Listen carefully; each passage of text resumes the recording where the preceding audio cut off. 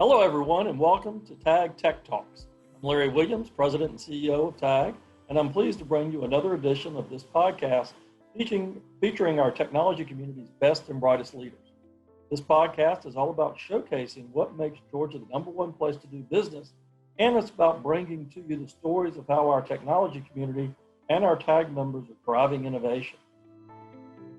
Today, I'm joined by Louis Gump, Senior Vice President and General Manager at Cox Media.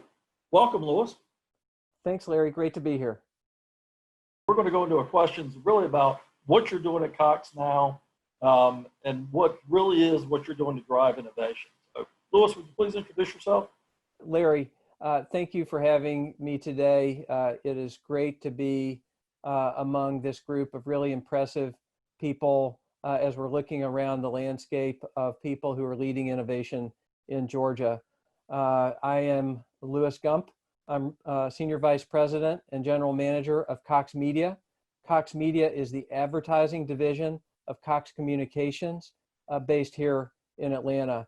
We have ad operations in local markets around the US, and I'm just really honored to have that position. Before this role, I've had the opportunity to serve in places including the Weather Channel, CNN, and also in the building of a company called News On. And all of those experiences have provided some great foundational experience for what we need now as we're driving innovation in the ad space. Well, Louis, you and I have had an opportunity to work together for, I'm going to call a long time now, and been able to do some amazing projects that have really helped our community and helped our businesses. So I want to be able to talk more about those, but just wanted to say what a privilege it is for me to have this conversation. Thank you. Can you tell us a little bit more about your role at Cox and also about your career journey? And how did you get to where you are today? Okay, so in my role at Cox, happy to share more. And it's really a general management role. And so one of the things that we're doing in our company is working with local advertisers in markets from San Diego and Phoenix to Providence and Norfolk to help them advertise on cable systems that we're connected with. We also have a range of digital advertising offerings, some of which are connected to our service directly through TV Everywhere, for example, and other of which are just designed to give a 360 experience for our advertisers so they can build our businesses. The way I think about it, if we do our job really well, then our customers grow stronger. And if our customers grow stronger, then their communities grow stronger. And frankly, I think about that in terms of our presence in Atlanta the same way. So essentially, we're in the business of building stronger communities. And then in terms of my background, there is a little bit of ancient history. Believe it or not, I taught English in Taiwan back in the day out of school, and then aspired to be based in the Southeast and to focus on international trade. And I ended up in the customer service department of an international shipping company, answering phones. I don't know if you remember these, but you have the old kind of orange quad screens. And we were shipping ocean containers from places like Norfolk, as it turns out, which I'm working with now, to Bremerhaven. And then one day, somebody came to me and said, hey, we have to figure out this thing called electronic data interchange, or EDI. And we don't know how to do it. Our customer doesn't know how to do it. But would you mind helping us to work on this? And we did, and we figured it out, and it worked really well. And essentially, ever since, my career has really been at the intersection of business building and technology. And that is a through line in every experience I've had of significance. Fast forwarding a bit, I ended up at the Weather Channel in 2001 with a focus on business development. And really, that involved doing deals with companies like ABC News, Yahoo, and others. And what we would do is provide weather information for the desktop web, and in exchange, we would get links so that we could monetize through advertising. So advertising is something that has also been a part of what I focused on as a day job for the better part of 20 years, and in association with content. And then about 6 months into that role, we had some changes at the Weather Channel, and the person who was leading what was then known as wireless was asked to lead product for weather.com. Actually, a great guy named Tom Flournoy, who's here in town and who's very accomplished himself. And so they said, hey, could you do biz dev for wireless? And I did, and paired up with another very talented woman named Irene Witt. And Irene was great, and she and I worked with others, including Tom. And through that experience, we built a first generation of apps using Java, Brew, Windows, Symbian, and the like. And lo and behold, it worked. And generally speaking, at the time, it was a monthly service fee.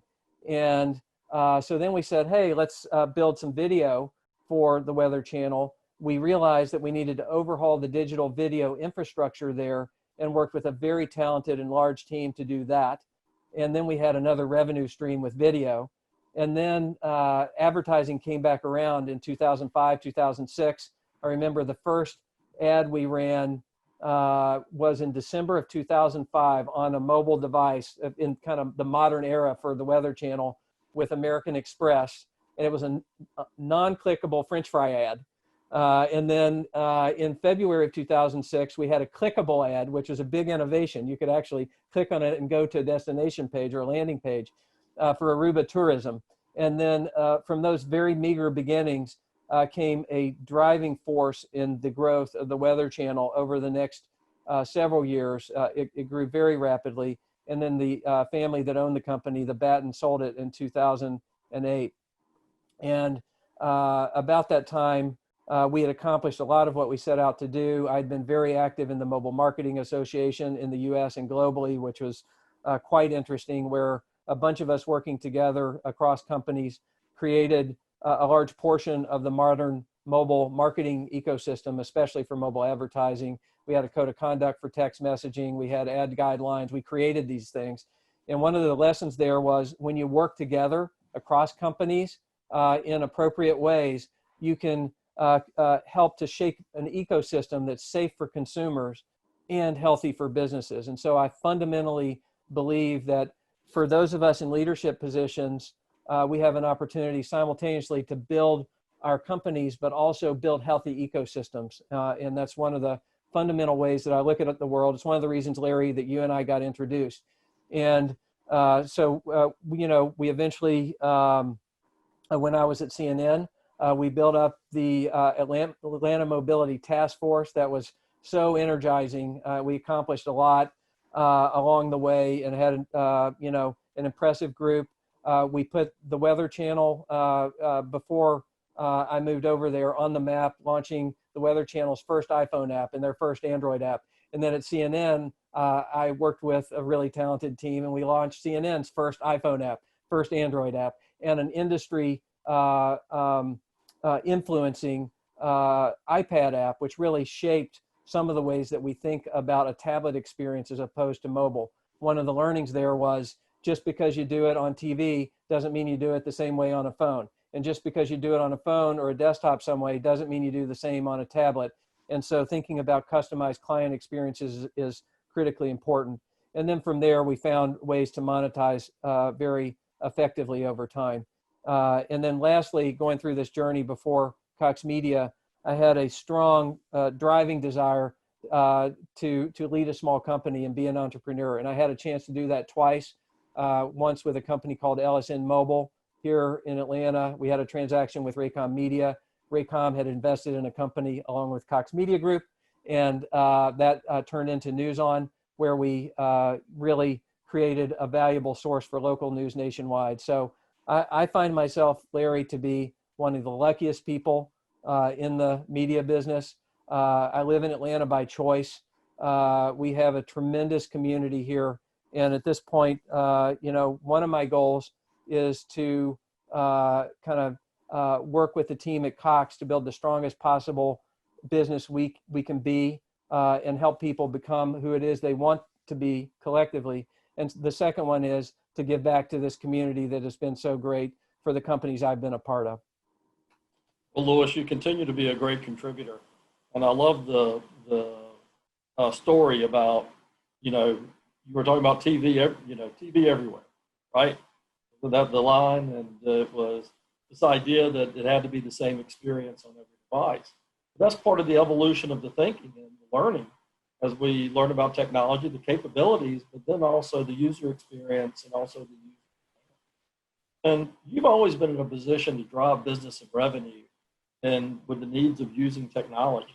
What are some of the successes implementing technology solutions that you've had in approaching a business challenge?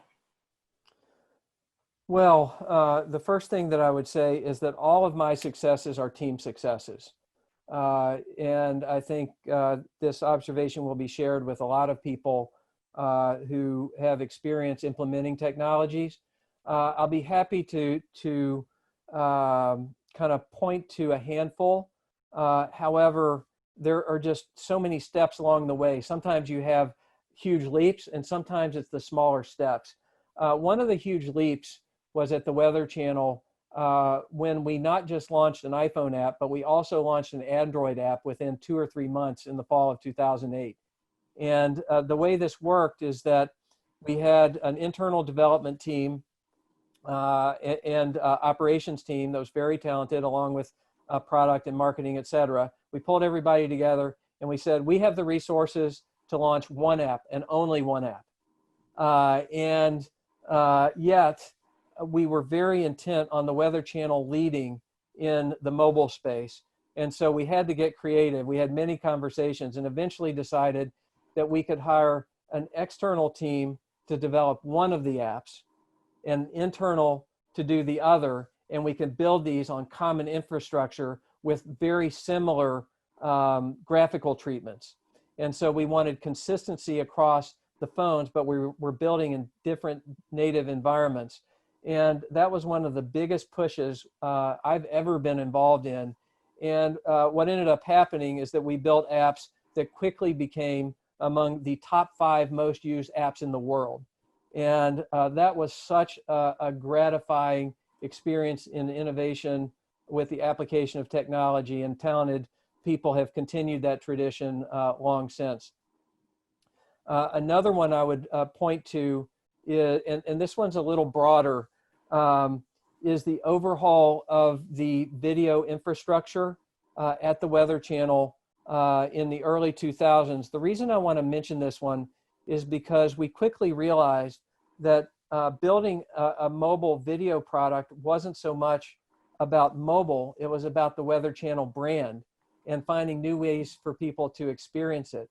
So we had to think about video experiences across a phone, a desktop app, and also the TV, and then use technology to deliver that experience that was different on phones and on, at the time, desktops.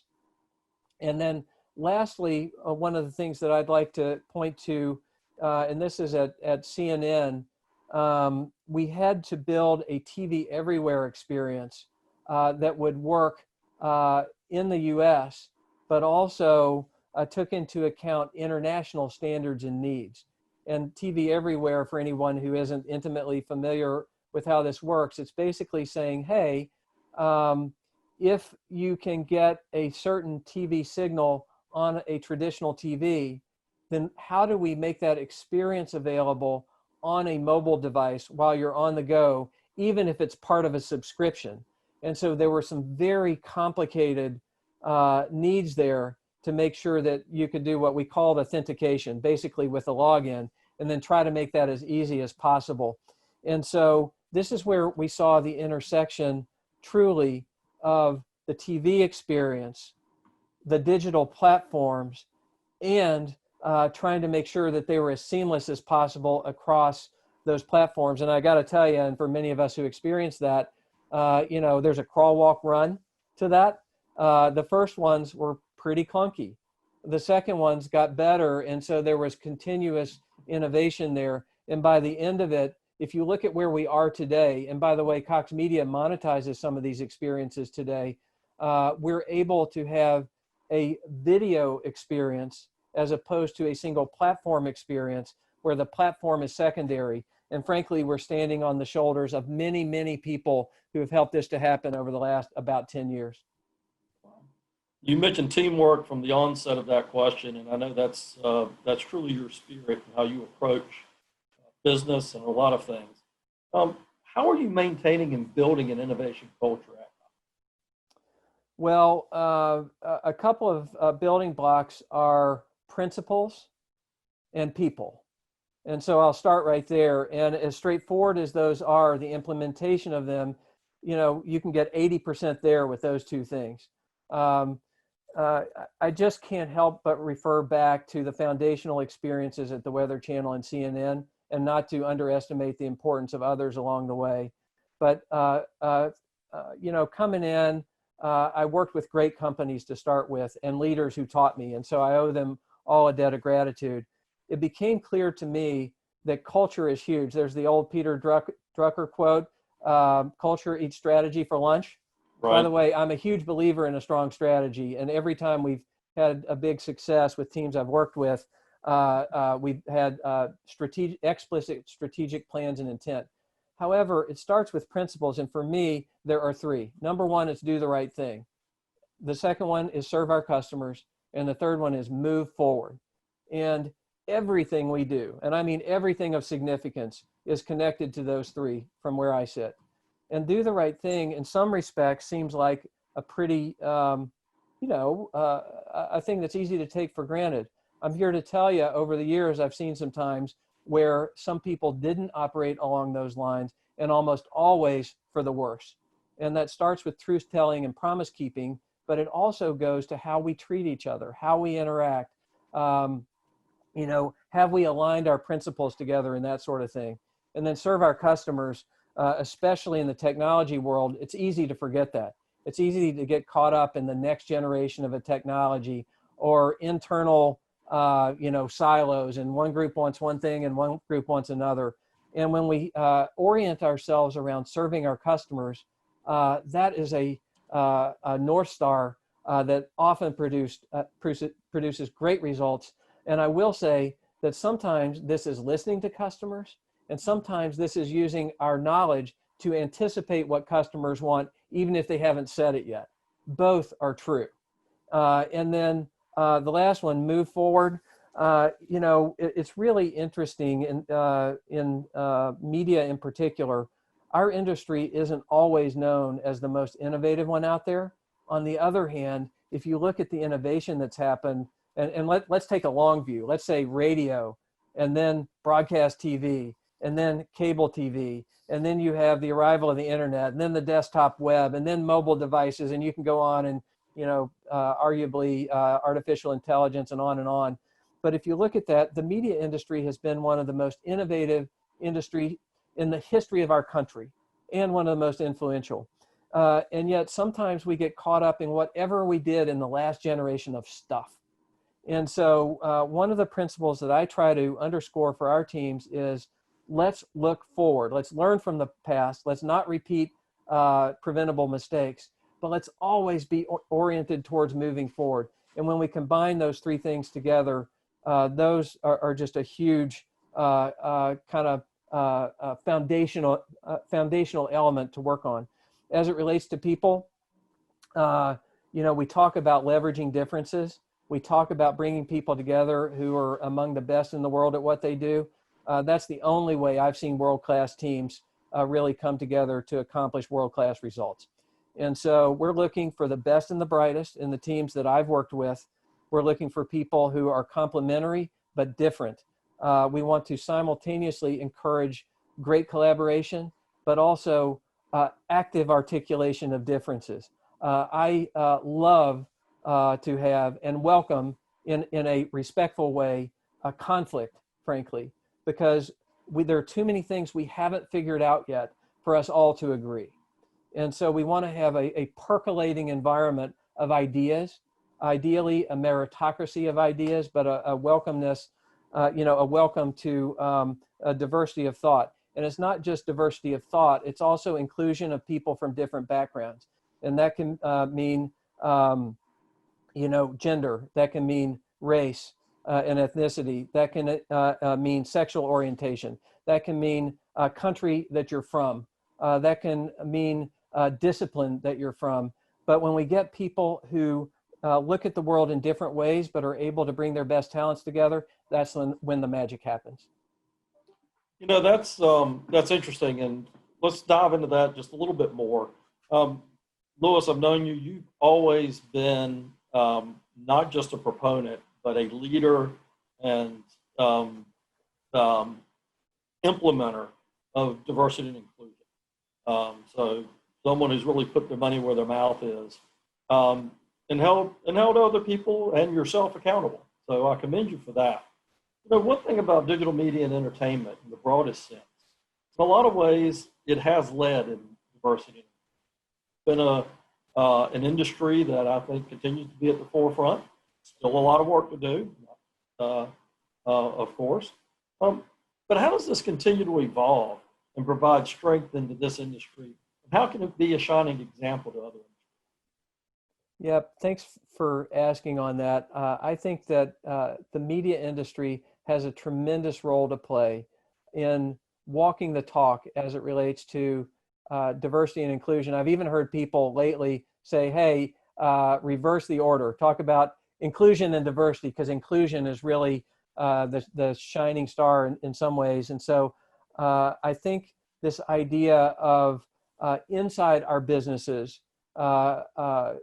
including people, finding ways in terms of hiring, finding ways to serve communities that are diverse in the content that we have and in the advertising we have, visibly showing that. And here in the community, and Larry, I'm thinking now of TAG in particular, and also the Digital Media and Entertainment Society within TAG, we have such an amazing collection of companies here. You can look at traditional large media companies. You can look at some of the movie and video entertainment companies we have, audio, technology providers, agencies, et cetera. If we pull together the natural diversity of people that we have attracted to Atlanta, and in many cases have been in Atlanta for a long time, we just have a head start. And so now through intentional efforts, I'll give you one example. You know, if we're going to have a conference, be very cognizant of who's speaking and the different perspectives. And, you know, some of these are pretty well established in terms of good guidelines, but I'll use another one that came up in a conference that I was involved in organizing a while back. There was a fairly narrow spectrum of speakers in the TV industry, and we found that we could address the ethnic diversity and the gender diversity, but the ages were pretty similar. And we wanted some millennials at the time to come in, and so we looked to the University of Georgia, and they had some amazing speakers there to give us a sense of what was coming, and also ways that we can create content that's relevant for a broader range of people. And so I would just suggest a very broad interpretation, but then picking at least one or two or three places and intentionally going there. And whether that's hiring, whether it is the content we're creating, whether it's the conferences that we're creating, there are lots of ways to realize what is great potential. You know, and I think part of what your answer goes back to the principle of move forward. Pick one, pick some things that are actionable, measurable, move it forward, and you can always build on that success. I think, appreciate that feedback. Agreed. Hey, you're helping us set a new direction for TAG's Digital Media and Entertainment Society. You're the chair. Could you describe the vision and the structure of that initiative? Sure, I'd be happy to. So it really just came out of observations over time. In talking with a number of leaders in the media industry around Atlanta, in talking with you and others who I've come to know better within TAG, it was increasingly clear that we had many companies doing world-class work in Atlanta and around Georgia. However, we weren't very connected. We were essentially busy, which happens in a lot of places, right? And so we wanted to tap into the natural role that TAG has to bring people together. It's for education, it's for community. In some cases within TAG, it's been for advocacy. However, from my standpoint, so much of this is around our community. And so, for example, you could be doing really interesting work at Turner or Warner Media on the one hand, and not know what was going on at a movie studio 5 miles down the road. You could be working at a company like Cox, and Cox not only has the cable division, but also Cox Automotive. You could be working on some world-class implementations of auto marketplaces, but not know that just down the road, there's a company that's doing directly relevant work in fintech. And so what we're trying to do is bring people together so that they know how to find each other, we know how to support each other, and then have some initiatives to position Atlanta in a way that it actually already is, which is one of the world centers for media and entertainment innovation.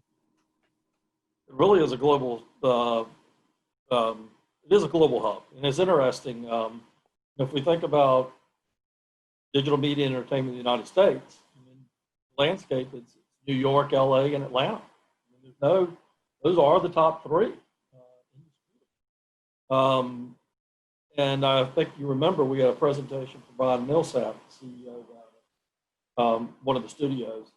And he presented about how, for movie making, Atlanta is one of the top centers in the world. So, really the competition is, I think he pointed out, I think Toronto, London, Atlanta, LA. So I think that's a great perspective that we have to take into account about what our global position is. DM&E, digital media and entertainment, is a big and expanding world.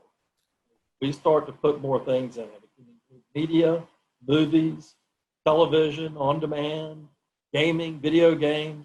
How would you describe the industry today? So first of all, in terms of the global stage, that's hugely important. And what it reminds me of is a saying that don't let the rim of your rut define your horizon. It's important that we get out of the rut that we're in. It's important that we look more broadly.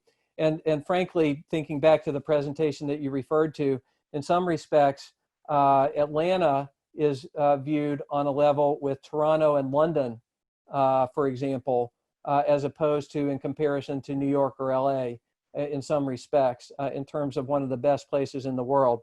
We really ought to think broadly about where we are and what our potential is. At this point, I think one of the most important things we can do is simple. It's bring our community together to understand the landscape. It's classic marketing research, frankly. And I know we've had some discussions about ways to introduce more information to the community. We have the opportunity to do that. I don't want to have any spoilers here, Larry, so I'll limit my commentary a little. But we have a great opportunity to describe what is real.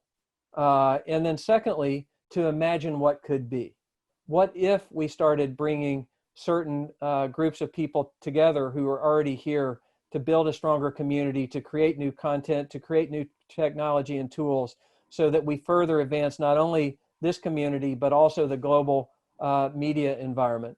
And then further, if we can attract the kind of talent, as we're already doing in some respects, and more of it, so that essentially we're an even bigger magnet for the best and the brightest, that's certainly appealing. And by the way, in an environment where a lot of people, and I want to be careful about saying anything negative about any other place out there, because there's so many locations that have great things to recommend them. But Atlanta is, in terms of quality of life, for many of us, one of the best places we could live on the planet. So when you combine the innovation and technology leadership that we have from so many companies here, the business acumen, the proverbial where media innovation meets the real world, which I'm playing on from our where mobile innovation meets the real world from before. If you expand that some and combine with the quality of life, for many, many people, there frankly is just no better place to live anywhere on the planet.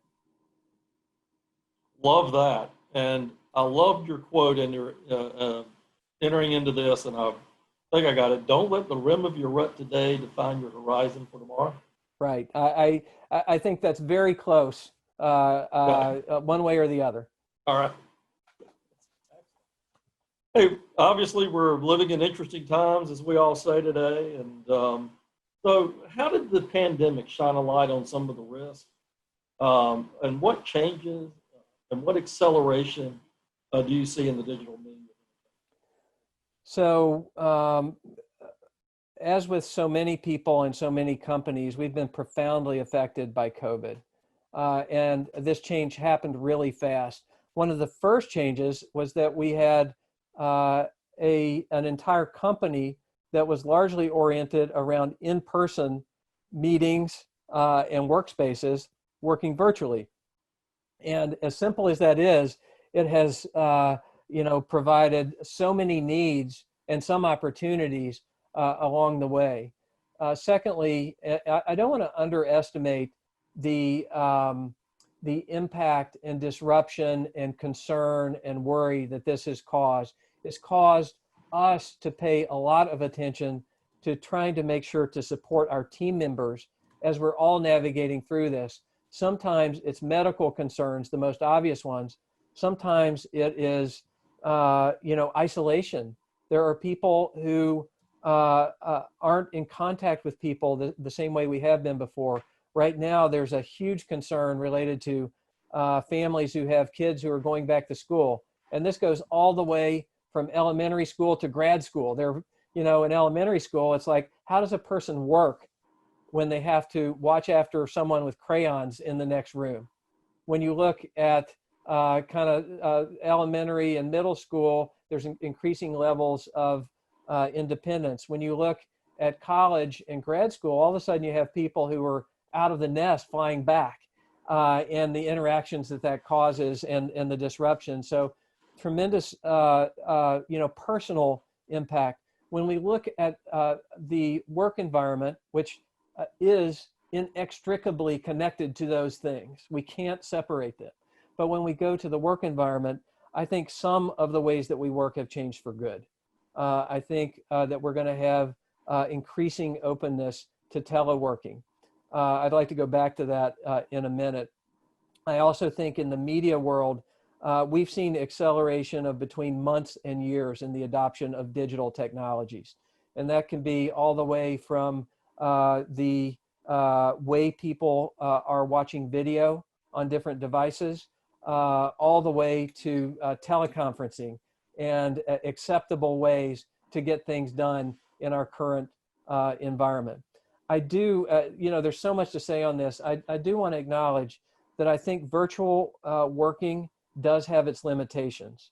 I want to be careful here because there are so many things that we can get done. And we at Cox and other companies, I'm sure around the world, are going to change the way they work for good. However, there are certain things that only in-person interaction accomplish the best. And so we'll be looking carefully for ways to, when it's safe to do so, to have a return to some in-person interactions. But for now, we're just trying to make the most of our opportunities. And I will say that I don't miss the commute. I miss seeing people, but I don't miss the commuting as much. But I suspect, frankly, that as we go back, there will be more of a mix of in-person and virtual work. And I also think we'll discover new ways to serve our customers. That's very interesting. And I think, you mentioned, the demand for entertainment and how that's been affected. What trends are you seeing as far as the monetization of media now as well? The advertising business, has that changed? Has demand just gone up? Or are you having to be more creative about how you approach that and how you sell advertising? The short answer is yes. There have been a lot of changes. There have been some short-term changes and longer-term ones. It probably would be incomplete to miss the point that in the second quarter of this year, almost every company that is relying on advertising experienced a major decrease in demand as we were just trying to figure out how to navigate through COVID. Everybody hit the brakes. That's right. And then and there were a few rare exceptions with our customers and with parts of our business, but by and large, that was the case. What we're seeing is a significant strengthening in the business as we go through the second half of 2020, and we're anticipating ongoing strong opportunity to serve customers. The need to connect companies with customers hasn't changed. Just the ways we do that continue to evolve. One of the biggest changes is the desire to have better metrics, performance metrics. You know, years ago, you could, for example, work on a ratings point with Nielsen and just say, hey, there were this many people watching. And we still do that to a certain extent today. And there is some value in that today. However, increasingly, there are needs and opportunities related to both addressability and attribution in the advertising marketplace. In the case of addressability, that essentially means delivering a more targeted ad to the right person. At its highest manifestation, what that means is that the people receiving the ads see ones that are more relevant, and therefore it's a better experience for them. And the advertisers also are more efficient in their advertising. And then with attribution, that's essentially a wide range of measurement tools that say, if you delivered an ad in this way at this time and in this place, then what effect did that have?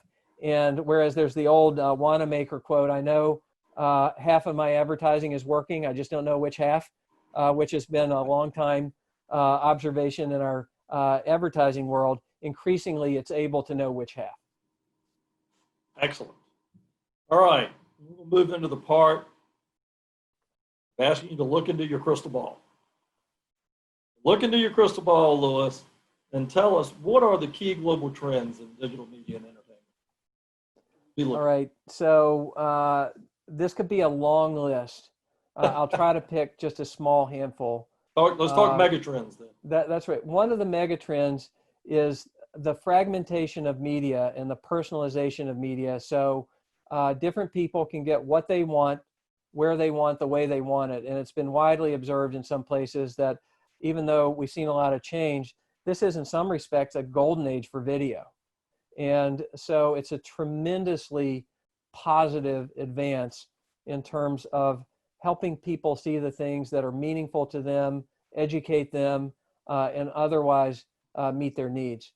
In terms of advertising, we've already talked about it on this call, but there's going to be a move towards more abilities to deliver the right ad to the right person at the right place. And on a related note, the abilities to measure how effective that was in a way that help us to advance the industry over time, and to do that in privacy respectful ways. And lastly, we're going to continue to see the evolution of technology, supporting technology to make those things happen, which brings about great opportunities for innovation. And I suppose as a last one to mention here, the application of data in ways that are effective and yet privacy observant for the companies that get that right, just hugely important needs, but also big opportunities to grow very successful businesses with impressive financial characteristics as well. You know, and those are all areas where Georgia leads. Privacy, especially with OneTrust, the third major venture from the Berry brothers here in town, who have a really great knack of scaling companies. AirWatch, Manhattan, cybersecurity, with the evolution of, again, AirWatch and ISS, and SecureWorks, and many others that have grown up here. Those are all areas that we lead in, and a great part of that ecosystem that is part of digital media and entertainment. So talk to us about the workforce for DM&E here in Georgia, and how you access, how is the access to talent today? You touched on it, but let's hear about how is it for you to be able to get the workforce you need. Sure. So first of all, we have a an experienced, broad, and talented workforce here in the Atlanta area and beyond that in Georgia. And I'm most familiar with the Atlanta area. I will say we were doing some hiring for a senior position lately, and we had several candidates, and I had a chance to run into all of them who were finalists in the course of the last couple of decades.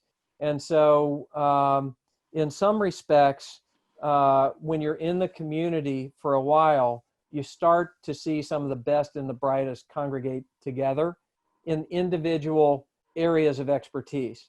The place where we don't have the connectivity that I would prefer to see, and I think we have the potential to realize, is among people who do different things around our community. There are a whole lot of people who are getting started also with great promise, and we can give them a better on-ramp. And I'm thinking of this through the lens of the best talent, the strongest interest, and diversity and inclusion as well.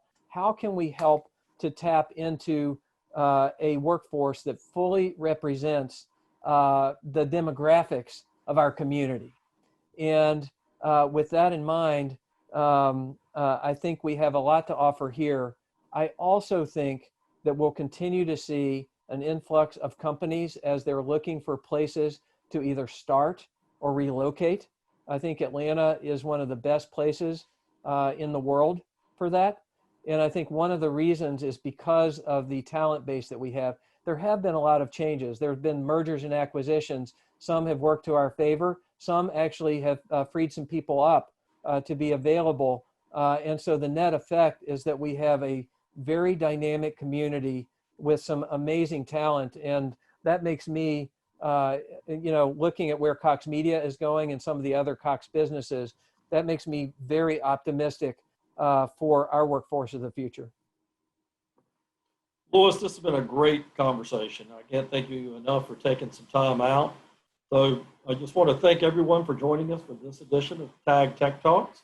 Today I was joined by Louis Gump, the Senior Vice President and General Manager at Cox Media. Louis, thank you so much for joining me today. You're welcome. Thank you so much, Larry.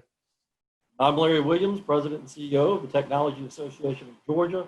Thanks to all our members and guests who joined us today. For more information about TAG, please join us at tagonline.org.